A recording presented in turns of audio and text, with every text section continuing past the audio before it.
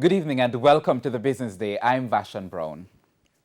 Renewed calls this evening for property owners in downtown Kingston to address the state of their buildings. The municipality's mayor warns that as efforts to renew infrastructure and development in the country's capital continue, property owners will be held to account. Javon Keys reports.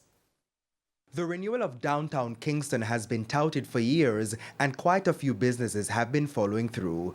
But as many show interest in moving to Downtown Kingston, there have been concerns that the surrounding infrastructure has not been keeping up with the redevelopment ambitions. Mayor of Kingston, Delroy Williams, says while interest in downtown grows, the infrastructure and aesthetics must follow. We have been appealing to property owners. We have seen positive responses.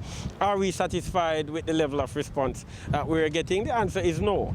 Where more and more property owners need to take seriously the renovation of their properties and just generally taking care of their properties so that their properties are in a good condition, that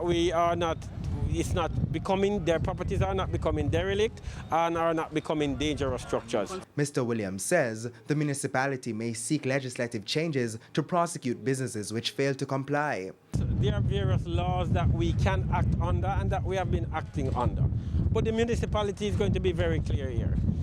If we have to ask Parliament to look at it, to amend legislations in order to make our enforcement far more aggressive, then we will do so. He says the facelift will encourage even more residential and commercial investments into the city. For the Business Day, I'm Javon Keys. In currency trading, the US dollar is selling for $150.49. The Canadian dollar is going for $124.10. The pound now costs $209.62, while the euro is selling for $181.79.